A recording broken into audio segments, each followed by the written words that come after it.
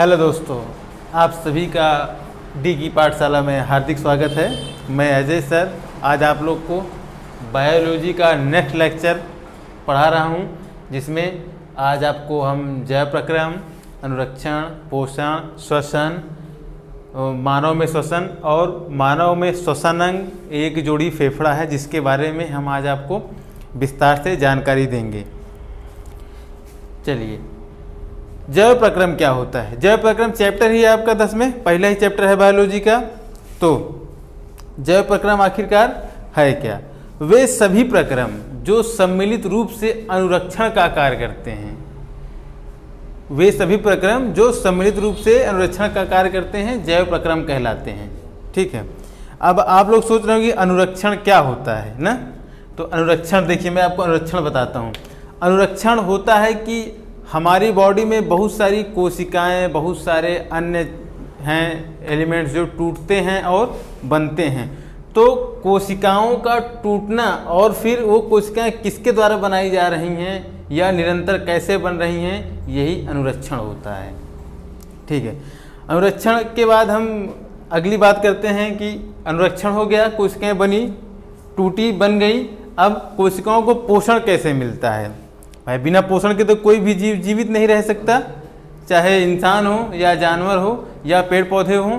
अगर उनको पोषण नहीं मिलेगा तो वो मर जाएंगे, आप अच्छी तरह से जानते हैं। तो किसी भी जीव को जीवित रहने के लिए पोषण की आवश्यकता होती है।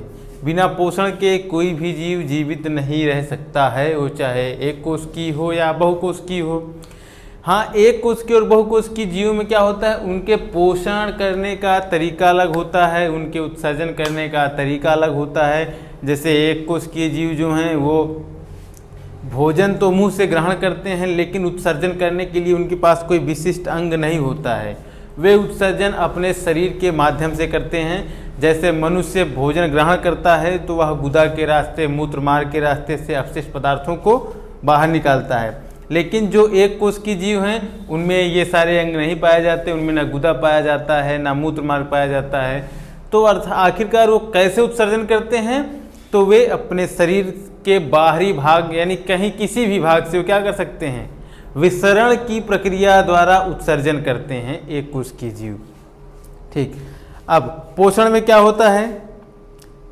पोषण ऊर्जा के स्रोतों को भोजन के रूप में, ऊर्जा के स्रोतों को भोजन के रूप में शरीर के अंदर ग्रहण करने की प्रक्रिया को हम पोषण कहते हैं। ठीक, ऊर्जा के स्रोतों को भोजन के रूप में शरीर के अंदर ग्रहण करने की प्रक्रिया को हम पोषण कहते हैं। जैसे हम रोटी खाते हैं, चावल खाते हैं, दाल खाते हैं, ये सब क्या हैं, हमारे पोषण के आवश्यक तत्व हैं, इससे हमें पोषण मिलता है। अच्छा, चावल खाने से आपको कम पोषण मिलता है, रोटी खाने से ज़्यादा मिलता है, ऐसा क्यों होता है? ऐसा इसलिए होता है क्योंकि चावल, गेहूं, दाल, इन सब में क्या होता है, अलग अलग रूप में, अलग अलग मात्रा में प्रोटीन्स होती हैं। ठीक, अच्छा, हमारे शरीर के लिए सबसे अच्छा पोषक क्या है? तो अधिक मात्रा में प्रोटीन लेना हमारे शरीर के लिए क्या है, अच्छा पोषण है। इसीलिए लोग ड्राई फ्रूट खाते हैं। ड्राई फ्रूट में आता है जैसे गरी हो गया, आपका छुहारा हो गया, बादाम हो गया, काजू हो गया, ये सब किसके अंतर्गत आते हैं, ड्राई फ्रूट्स के अंतर्गत। ये सब प्रोटीन के अच्छे उत्पाद हैं, यानी इन सब में प्रोटीन ज़्यादा मात्रा में पाया जाता है। हमारे बॉडी में जितना ज़्यादा प्रोटीन रहेगा हमें एनर्जी उतनी ज़्यादा मिलेगी। और बहुत सारे लोग कार्बोहाइड्रेट ज़्यादा खाते हैं, जिससे क्या हो जाता है, बॉडी एकदम फूल जाती है। ठीक, बॉडी फूलने से कोई मतलब नहीं होता है। ठीक, आप पतले रहें लेकिन आपके बॉडी में प्रोटीन की मात्रा पर्याप्त रहे, ये आपका क्या है, सर्वोत्तम पोषण है, सबसे अच्छा पोषण है। ठीक, पोषण के बाद हम आपको बताएंगे श्वसन क्या होता है। श्वसन जो हमारा आज का मेन टॉपिक है, मानव में श्वसन और फेफड़ा। तो श्वसन प्रक्रिया होती क्या है? ठीक, देखो, ऑक्सीजन को बाहर से बॉडी के अंदर लेना और फिर कार्बन डाइऑक्साइड को बाहर छोड़ना, यह प्रक्रिया क्या है, श्वसन है। ठीक, देखो, श्वसन दो तरीके का होता है, एक होता है वायवीय श्वसन और दूसरा होता है अवायवीय श्वसन। अब वायवीय श्वसन क्या होता है? ऐसे जीव जो ऑक्सीजन को डायरेक्ट अंदर लेते हैं, ठीक, वो क्या किसी माध्यम की आवश्यकता नहीं होती है, उन्हें वायवीय शोषण कहते हैं। जैसे मनुष्य कैसा शोषण करता है, तो मनुष्य वायवीय शोषण करता है, ठीक। दूसरा पॉइंट है आपका अवायवीय शोषण। अवायवीय शोषण क्या होता है? ऐसा शोषण जिसमें ऑक्सीजन डायरेक्ट नहीं ली जाती बल्कि किसी अन्य माध्यम से ली जाती है, इसे हम क्या कहते हैं? अवायवीय शोषण कहते हैं। या आप दूसरे तरीके समझ सकते हैं, वायवीय शोषण क्या होता है और अवायवीय, फिर से बता रहा हूँ आपको, वायवीय शोषण क्या है और अवायवीय शोषण क्या है। ऐसा शोषण जिसमें ऑक्सीजन उपस्थित हो वायवीय शोषण कहलाता है। इसमें ऑक्सीजन प्रत्यक्ष रूप से उपस्थित होती है, जैसे मनुष्य शोषण करता है, तो ये वायवीय शोषण है।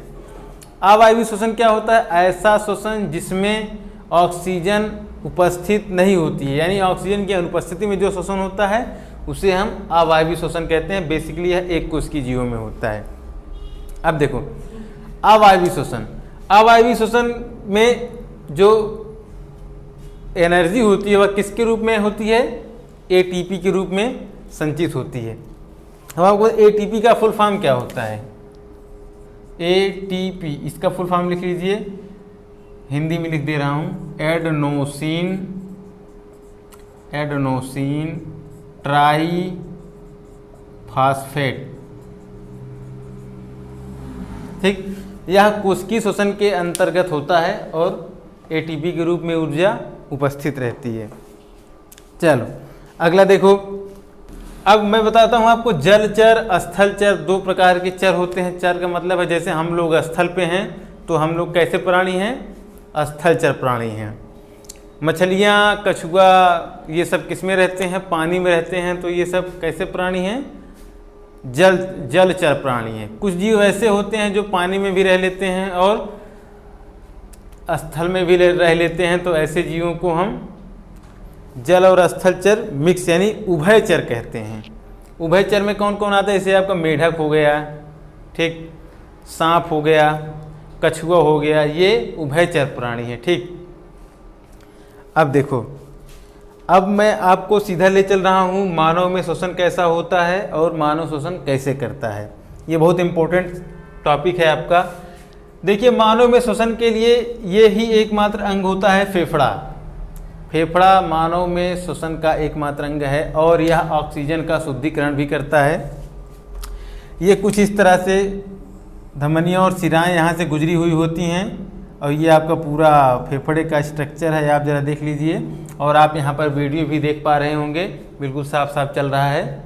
आपको अगर इधर से स्ट्रक्चर न समझ में आए तो आप वीडियो देखिए। देखिए, हम ऑक्सीजन ग्रहण करते हैं तो हम ऑक्सीजन को नाक के माध्यम से भी ग्रहण कर सकते हैं और मुंह के माध्यम से भी ग्रहण कर सकते हैं, क्योंकि यहाँ पर एक वाल्व होता है।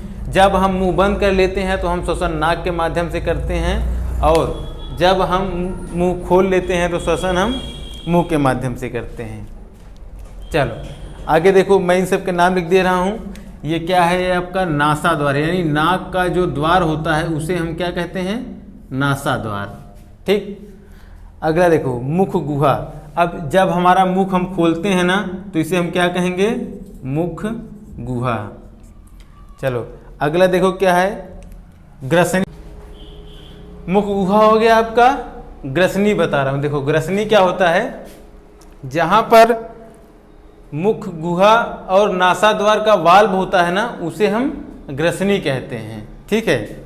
अब आगे देखो, ग्रसनी के बाद क्या है? हमारा कंठ है। कंठ क्या होता है? ये चीज़ हमारा कंठ होता है, ये कंठ। आप लोग हिंदी में पढ़े होंगे, सुने होंगे, कंठ तालु मूर्धन्य दंतोष्ठ अंतस्थ ना, तो हम कुछ चीज़ों को इस कंठ के माध्यम से भी बोलते हैं, वो कंठ वर्ण होते हैं। ये हिंदी की बात है, हिंदी आपको पढ़ाएंगे तो आप वो बताएंगे। हिंदी भी आपकी क्लास चलेगी यहाँ पर, निश्चिंत रहिए, पूरी क्लास चलेगी। लगभग 15-20 लेक्चर होगा, 20-20, 25-25 मिनट का। आप देख लेंगे तो आप हिंदी बिंदास पास हो जाएंगे। आपको कुछ हिंदी में नहीं पढ़ने की जरूरत है, जो यहाँ बताया जाएगा उसको आप सुन लीजिएगा बस।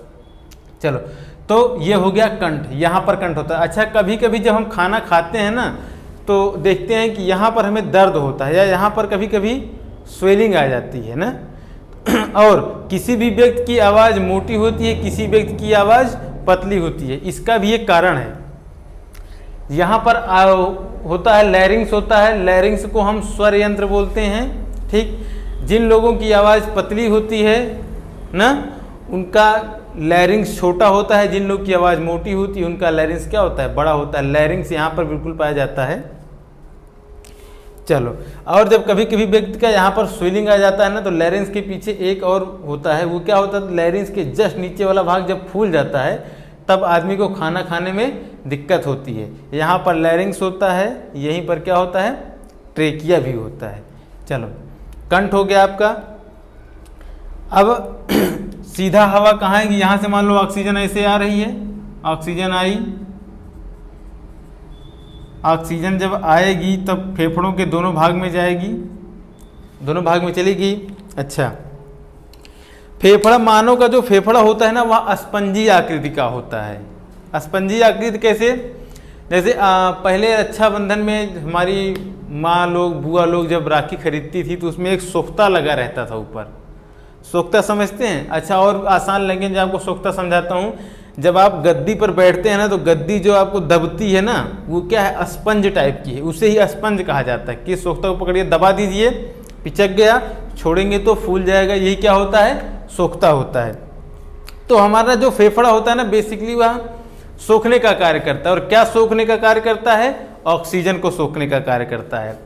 अच्छा, इस स्पंज के अंदर छोटी छोटी जगह होती है, ठीक, जिसे हम कूपिका कहते हैं। जब हम ऑक्सीजन को अंदर लेते हैं, ऑक्सीजन अंदर जाती है तो क्या होता है, वो कूपिकाएं फूल जाती हैं, ऑक्सीजन भर जाती है। उसके बाद फिर वही जो ऑक्सीजन कूपिका में भरती है वो कहाँ जाके मिलती है, तो वह ब्लड में मिल जाती है। और फिर यहाँ ब्लड ऑक्सीजन का पूरे शरीर में क्या करता है, परिवहन करता है। ठीक, अच्छा, अब आप सोचिए कि मान लो ऑक्सीजन ब्लड में ना मिले तब क्या हो। ऑक्सीजन जब ब्लड में नहीं मिलेगी तो ब्लड अशुद्ध हो जाएगा। ठीक, रक्त कैसा हो जाएगा, अशुद्ध हो जाएगा। जैसे ही आपके रक्त में कार्बन डाइऑक्साइड की मात्रा बढ़ेगी, आप थक जाएंगे बिल्कुल, और अगर यह प्रक्रिया 10-20 मिनट रही तो आप गिर जाएंगे, बेहोश हो जाएंगे। इसलिए ब्लड का ऑक्सीजन में मिलना अत्यंत आवश्यक है। चलो, हाँ, अब यहीं पर बता दूं मैं आपको एक और पॉइंट। एक स्वस्थ व्यक्ति 1 मिनट में कितनी बार सांस लेता है? एक स्वस्थ व्यक्ति 1 मिनट में लगभग 17 बार सांस लेता है। कितना बार लेता है? 17 बार सांस लेता है। चलो आगे देखो, यहाँ से ऑक्सीजन आई, फेफड़ों में गई, फेफड़ों के स्पंज के छोटे छोटे जो स्थान हैं वहाँ पर ऑक्सीजन भर गई। ऑक्सीजन जब भरेगी तो ये कूपिकाएं क्या हो जाएंगी, फूल जाएंगी। क्या हो जाएंगी, फूल जाएंगी। फूलने के बाद जब फूलेंगी, यानी कि जब उसमें ऑक्सीजन भरा तो वे समझो सोख ली हैं, क्योंकि स्पंज की आकृति की होती है। और यहाँ से आपकी धमनियाँ और सिराएं गई होती हैं। सिराएं क्या करती हैं, यहाँ से कार्बन डाइऑक्साइड को इसमें छोड़ देती हैं, और फेफड़ा नाक के माध्यम से कार्बन डाइऑक्साइड को क्या करता है, निकाल देता है। ठीक, फिर अब जो ऑक्सीजन सोखा है फेफड़ा, वो किस में मिलाएगा, इनमें मिलाएगा। चूंकि ब्लड ऐसे बह रहा है नलिकाओं में और ऐसे चल रहा है, तो ये जो कूपिकाएं सोखी हैं ऑक्सीजन को, वो सब किस में मिला देंगी, जाके आपके धमनियों में। और धमनियों में जब ब्लड बह रहा है उसमें ऑक्सीजन मिल गई, तो ऑक्सीजन की मात्रा ब्लड में ज़्यादा हो गई, यानी ब्लड शुद्ध हो गया और वह आराम से आपकी बॉडी में बराबर चल रहा है और आप बिना थके हुए कार्य कर रहे हैं। अच्छा, एक और चीज़, मछलियाँ सांस कैसे लेती हैं? मनुष्य तो नाक के माध्यम से सांस ले लेता है, लेकिन मछलियाँ सांस कैसे लेती हैं? तो मछलियाँ गलफड़ों के माध्यम से सांस लेती हैं। ठीक, और पानी में क्या होता है, H2O। ठीक, जो जल में लोग कहते हैं कि मछलियाँ जल में घुली हुई ऑक्सीजन को अपने अंदर ग्रहण करती हैं, लेकिन एक्चुअली में मछलियाँ जल में घुली ऑक्सीजन को ग्रहण नहीं करती। ये पूरा जो जल है यही ऑक्सीजन है। ठीक, जैसे ऑक्सीजन का जल का फार्मूला होता है H2O। ठीक है, अगर हम इसमें से हाइड्रोजन को निकाल देते हैं तब क्या बचता है, ऑक्सीजन बचता है ना। तो मछलियाँ का गलफड़ा यही काम करता है, वह हाइड्रोजन और ऑक्सीजन को 2 भागों में तोड़ देता है, ऑक्सीजन को अपने बॉडी में ले लेता है, हाइड्रोजन को बाहर छोड़ देता है। ठीक, इसीलिए जब आप मछलियों को देखेंगे तो मछलियाँ बिल्कुल फटाफट ऐसे ऐसे मुंह खोलती बंद करती रहती हैं ना, तो इतना जल्दी जल्दी खोलती बंद करती रहती हैं, लेकिन फिर भी उनको ऑक्सीजन कम मिलता है। अगर आदमी इतना जल्दी जल्दी सांस लेता है उसकी बॉडी फूल जाए ऑक्सीजन से, लेकिन मछलियाँ इसीलिए इतना जल्दी जल्दी मुँह फैलाती बंद करती हैं कि उनको ऑक्सीजन लेने के लिए ज़्यादा मात्रा में पानी अपने अंदर लेना पड़ेगा और ज़्यादा मात्रा में पानी के अणुओं को तोड़ना पड़ेगा। सोचिए आप, अगर मछलियाँ 12 लीटर पानी अपने अंदर लेती हैं, कितना 12 लीटर, तो उनको ऑक्सीजन कितना लीटर मिलेगा? केवल 4 लीटर ऑक्सीजन मिलेगा। बाकी 8 लीटर क्या होगा? हाइड्रोजन। और हाइड्रोजन मछलियाँ छोड़ देती हैं, हाइड्रोजन लेती नहीं है, लेती हैं ऑक्सीजन। समझ गए? यानी कि उनको जितना ऑक्सीजन लेना होता है उसका डबल मात्रा में उनको हाइड्रोजन को छोड़ना होता है, इसीलिए मछलियाँ बहुत जल्दी जल्दी सांस लेती हैं।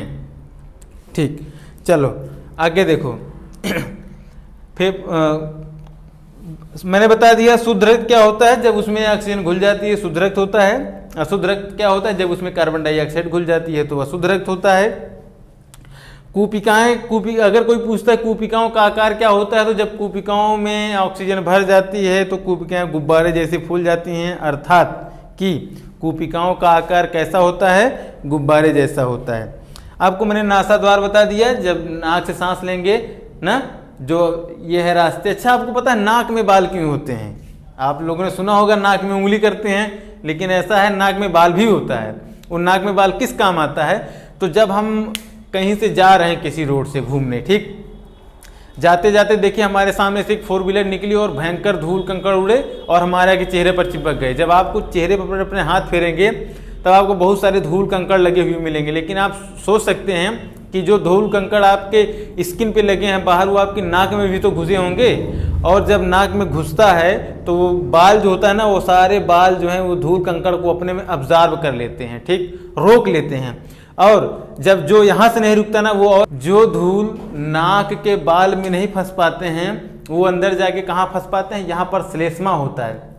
आप लोग कभी जुकाम हुआ होगा ना, तो आप लोग को यहाँ ऐसा लगता होगा कि चिपचिपा सा है, तो वो जो चिपचिपा सा होता है ना, वह श्लेष्मा वहाँ से निकलता है। और वो श्लेष्मा क्या करता है? आपके नाक के द्वारा आए हुए सभी धूल कणों को अपने में चिपका लेता है और आप बाद में उसको बाहर थूक देते हैं। चलो, मैं और एक चीज़ आपको समझाना चाहता हूँ। यहाँ पर आप प्रचार देख रहे हैं सिगरेट पीना स्वास्थ्य के लिए हानिकारक है, तो फेफड़ों को सबसे ज़्यादा नुकसान किससे पहुँचता है? तो धुएँ से पहुँचता है। धुआं फेफड़ों का दुश्मन है, ठीक। अगर फेफड़ों में आपके धुआं पहुंच जाता है तो दमा और तमाम प्रकार की बीमारियां हो जाती हैं। तो जो लोग सिगरेट पीते हैं ना, उनका धुआं कहाँ जाता है? फेफड़ा सोख लेता है और कूपिकाओं में वह धुआं भर जाता है, ठीक। जैसे आप बाल्टी में साफ पानी है, मैं आपको समझा रहा हूँ कि फेफड़े क्षतिग्रस्त कैसे होते हैं। जैसे बाल्टी में साफ पानी, उसमें आप स्याही ना मिला दीजिए, घोल दीजिए स्याही को घोलने के बाद आप बाल्टी से पानी को बाहर फेंक दीजिए और आप देखेंगे कि स्याही का जो दाग होता है वह बाल्टी पर क्या हो जाता है? लग जाता है। जो बाल्टी साफ रहनी चाहिए वह नीली हो जाती है। इसी तरह आप जो सिगरेट पीते हैं वह आपके बॉडी में अंदर जाता है फेफड़ों में, और जो धुआं होता है वह फेफड़ों के अंदर जो कूपिकाएं होती हैं, कोशिकाएं होती हैं, गुहियाँ होती हैं, उन सब में जाके धुआं चिपक जाता है, ठीक, और बहुत कम मात्रा में बाहर निकलता है, ठीक। धुआं बाहर तो निकलता है, आप सोचते हैं धुआं बाहर निकाल दिया, लेकिन धुआं एक्चुअली बाहर नहीं निकलता है, वो कहाँ रहता है? जाके फेफड़ों में चिपक जाता है। और आप इस एडवर्टीजमेंट में जैसा देख पा रहे हैं कि क्या होता है, जब हम या कोई डॉक्टर फेफड़े के इस स्पंज को, फेफड़े के अंदर स्पंज होता है, मैं पहले बता दिया हूँ और क्लियरली आपको बता रहा हूँ कि देखो इस तरह से ये दोनों स्पंज दोनों साइड जुड़े होते हैं, ठीक। ये पूरा आपका फेफड़ा है, एक जोड़ी फेफड़ा, ठीक, यहाँ से डिवाइडेड होता है। अब देखो ये है स्पंज, ये कहाँ होता है?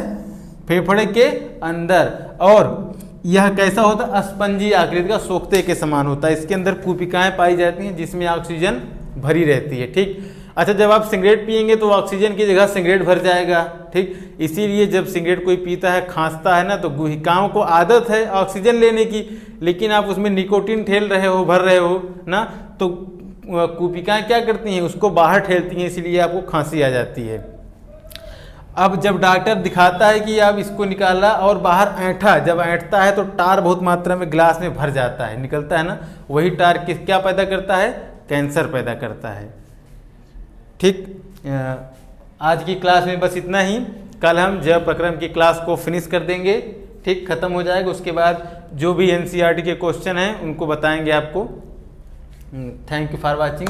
देखते रहिए, सब्सक्राइब करिए, लाइक करिए और हम लोग को मोटिवेट कीजिए ताकि हम लोग आपके लिए अच्छी से अच्छी क्लासेस लाते रहें और आपकी पढ़ाई जारी रह सके। धन्यवाद।